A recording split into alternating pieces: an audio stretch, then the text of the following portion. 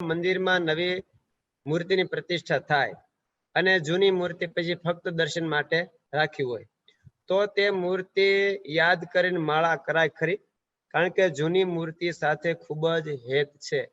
પ્રશ્ન છે બહુ નિર્દોષ, પણ સમજ વિજ્ઞાનની વાત એટલા માટે કરીશ કે ઘણા બધાને મનની અંદર આ પ્રશ્નો સત્સંગની અંદર થતા હશે.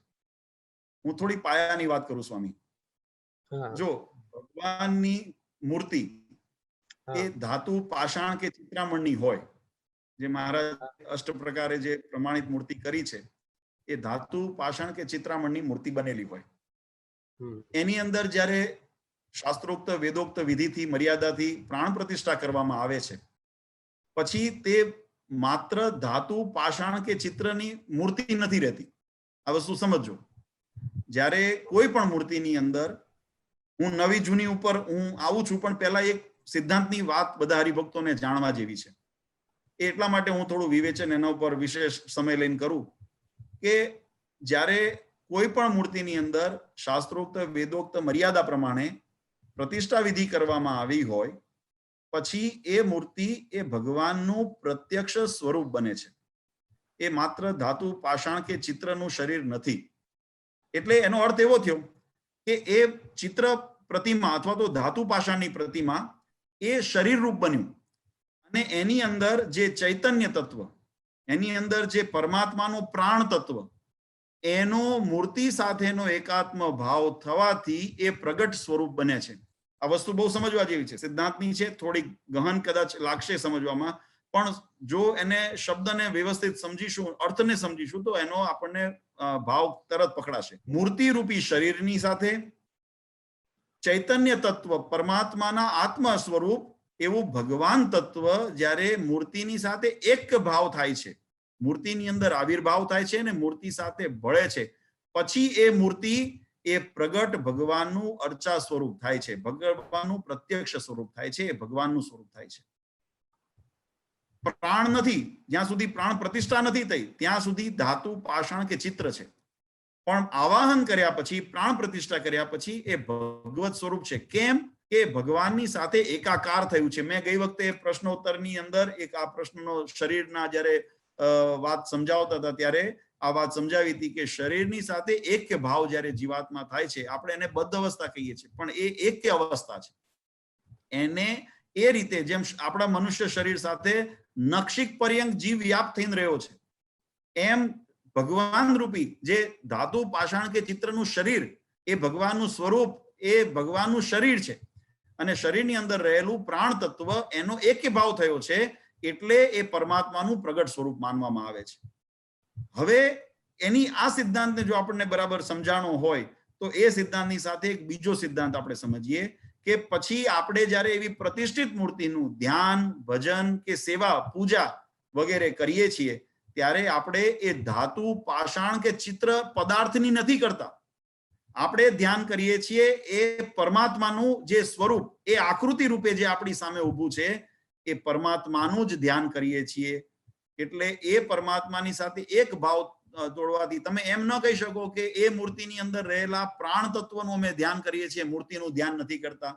કારણ કે મૂર્તિની અંદર જ પ્રાણ તત્વ એક ભાવ કરીને રહેલો છે, આવિર્ભાવ કરીને રહેલો છે. એટલે બાહ્ય દ્રષ્ટિએ ચર્મચક્ષુથી આપણને મૂર્તિ દેખાય છે, પણ એની અંદર રહેલું પ્રાણ તત્વના પણ આપણે દર્શન કરીએ છીએ એક ભાવનાથી. એ મૂર્તિની ભાવનાથી અંદર રહેલા ચૈતન્ય પરમાત્માના પ્રાણ તત્વ, એ પરમાત્મા તત્વનું પણ આપણે દર્શન કરીએ છીએ.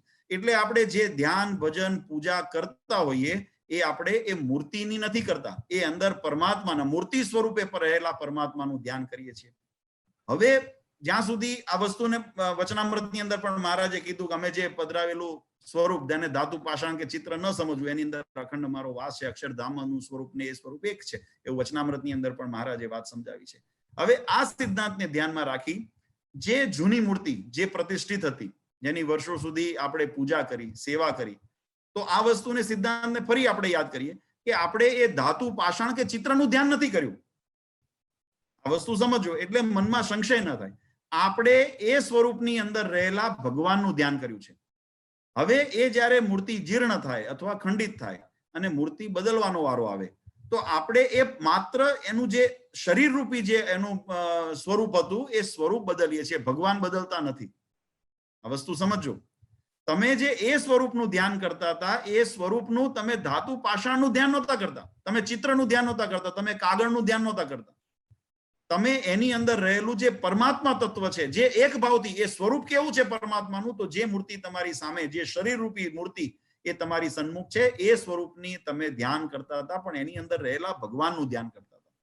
એટલે જો એ શરીરને બદલાય તો ભગવાન નથી બદલાતા, ભગવાન તત્વ તો એનું એ રહે છે. એને તમે જયારે નવી મૂર્તિની અંદર પધરાવો ને એની અંદર પ્રાણ પ્રતિષ્ઠા કરો ત્યારે એ મૂર્તિ પણ એ જ ભાવથી એની અંદર રહેલી છે. હવે આપણું જે ભગતે પૂછ્યું કે જૂની મૂર્તિ સાથે ઘણું હેત છે અને સહજ છે. મેં જયારે પૂજાની વ્યાખ્યા કરી હતી, જયારે જીર્ણ મૂર્તિનું શું કરવું, ફાટેલી તૂટેલી પ્રશ્નોત્તરીમાં આવ્યું હતું આગળ કે મૂર્તિનું શું કરવું, ત્યારે મેં સામેથી જ કીધું હતું કે જૂની મૂર્તિ પરંપરાની હોય, પ્રસાદીની હોય, તો આપણે એને સહજ રીતે એની સાથે હેત થયેલું હોય તેનો ત્યાગ ન કરાય, એને દર્શનીય તો રખાય, પૂજા ન થાય એની અંદર ભગવાનનું આવાહન ન થાય, કારણ કે જીર્ણ થઈ ગઈ છે, કારણ કે એ ખંડિત થઈ ગઈ છે. તો એવી જીર્ણ થઈ ગયેલી, ખંડિત થઈ ગયેલી મૂર્તિમાં ભગવાનનું આવાહન કરીને પૂજન ન થાય, પણ દર્શનીય સ્વરૂપ રખાય, કારણ કે એની અંદર પણ પરમાત્માનું શરીર રૂપી સ્વરૂપ એ પરમાત્માનું રહેલું છે. હવે તમે જયારે ધ્યાન કરો છો, કારણ કે અહીંયા આગળ એમને પ્રશ્ન એવો પૂછે, પ્રત્યક્ષ પૂજાનું જો પૂછ્યું હોત હું ના પાડત કે જૂની મૂર્તિ જો ખંડિત થઈ ગઈ હોય, વિસર્જન થઈ ગયું હોય, અને જો એ અથવા તો જીર્ણ થઈ ગઈ વિસર્જન થઈ ગયું હોય તો એ મૂર્તિનું પૂજન ન થાય. આ વાત બહુ સમજવા જેવી છે. એટલે પૂજનનું જો એમને પૂછ્યું હોત તો હું એને ના પાડત કે પૂજન ન થાય, એનું ગમે તેટલું હેત હોય તો પણ ન થાય, પણ દર્શનીય કેવળ રાખી શકાય. અહીંયા ભગતે એવો પ્રશ્ન પૂછ્યો છે કે એને યાદ કરીને માળા કરાય કે નહીં.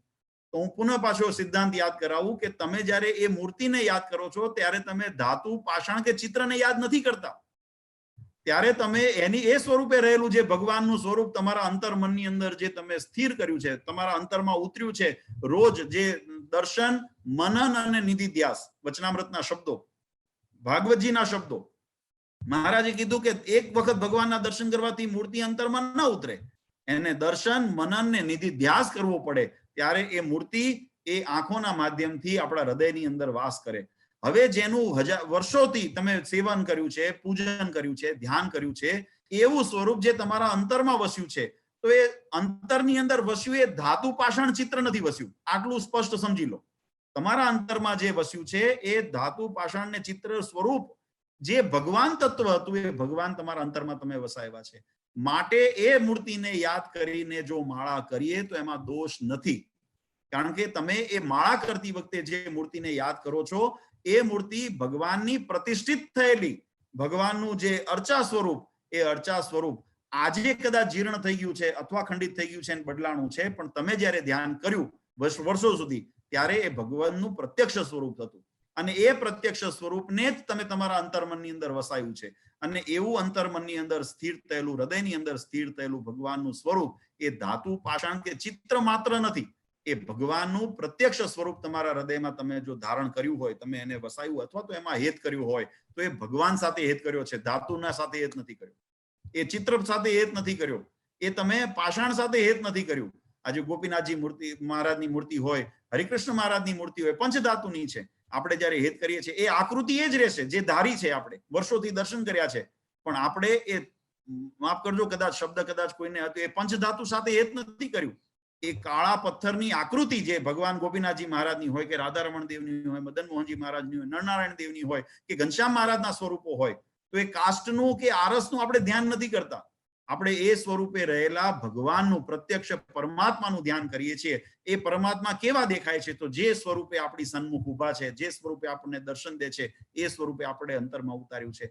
એટલા માટે હું પુનઃ પાછા શબ્દોને આપણે તોલીએ તો એક વસ્તુ કે જો ખંડિત થયેલી મૂર્તિ હોય અથવા જીર્ણ થયેલી મૂર્તિ હોય અને વિસર્જન થઈ ગયું હોય, તો એનું પૂજન ન થાય. આ સ્પષ્ટીકરણ સાથે એનું પૂજન તો ન થાય, અથવા તો એ માત્ર દર્શનીય છે એટલે એનું દર્શન કરવામાં દોષ નથી. એક સિદ્ધાંતની સાથે સાથે એ મૂર્તિને યાદ કરીને માળા કરીએ તો માળા કરવામાં કોઈ દોષ નથી, કારણ કે તમે જયારે મૂર્તિને યાદ કરો છો, એની સાથે હેત કર્યું હતું, ત્યારે ભગવાનનું પ્રત્યક્ષ સ્વરૂપ હતું, અને તમે હેત કર્યું એ તમે પદાર્થ સાથે નથી કર્યું, પાત્ર સાથે નથી કર્યું, ધાતુ, પાષાણ કે ચિત્ર સાથે નથી કર્યું, તમે ભગવાન સાથે હેત કર્યું છે.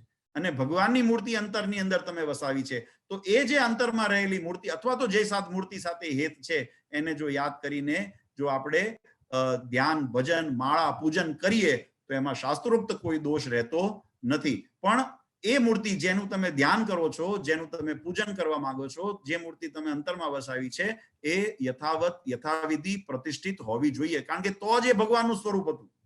જો પ્રતિષ્ઠિત ન હોય, કેવળ તમને ગમે છે, તમને બહુ સુહામણી લાગે છે, તમને અંતરમાં આમ ઉતરે ઠરે એવી લાગે છે, પણ પ્રતિષ્ઠિત નથી, તો એવી મૂર્તિઓનું ધ્યાન ઘણી વખત આપણને એમ થાય કે આ હરિકૃષ્ણ મહારાજનું સ્વરૂપ જરાક નથી બરાબર લાગતું, આના કરતા આપણે સુંદર મૂર્તિ બનાવીએ. તો એ હરિકૃષ્ણ મહારાજનું જે આવિર્ભાવ જે ભગવાન અંદર પ્રતિષ્ઠિત કરી ગયા છે, તમે કદાચ પ્લેટિનમની મૂર્તિ બનાવીને તમે તમારે ત્યાં મૂકો, તમને ઘણી રૂપાળી તમે બનાવો, આમ રૂપરૂપનો અંબાર તમે એની અંદર દર્શન થાય એવી તમે સોહામણી મૂર્તિ બનાવો, પણ જો પ્રતિષ્ઠિત ન થઈ હોય તો એવી મૂર્તિનું ગમે તેટલું હેત હોય, ગમે તેટલી ગમતી હોય, તો પણ ધ્યાન ભજન થાય નહીં, એને યાદ કરીને. એટલે એમને ભગતે જે પ્રશ્ન પૂછ્યો છે બહુ સ્પષ્ટ પૂછ્યો છે. આ તો વાત હું વધારે એટલે માટે કરું છું કે કોઈને ક્યાંય કન્ફ્યુઝન ન રહે.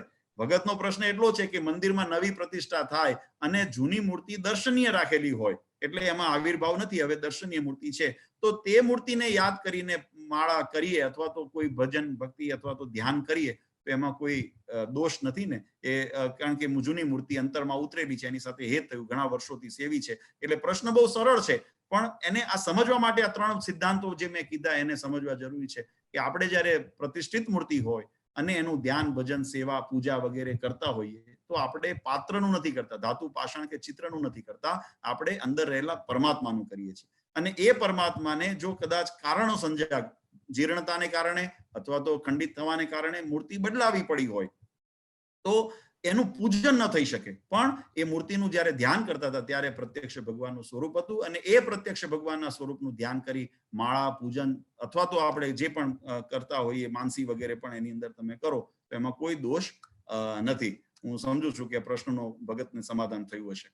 સત્સંગના નવા વિડિયો નિહાળવા માટે આપણી YouTube ચેનલ સ્વામિનારાયણ વડતાલ ગાદીને સબસ્ક્રાઇબ કરો અને બાજુમાં આપેલા બેલ આઇકોન બટન પર ક્લિક કરો, જેથી જ્યારે નવો વિડિયો આવે એટલે સૌ પ્રથમ તમે જોઈ શકો. જય શ્રી સ્વામિનારાયણ.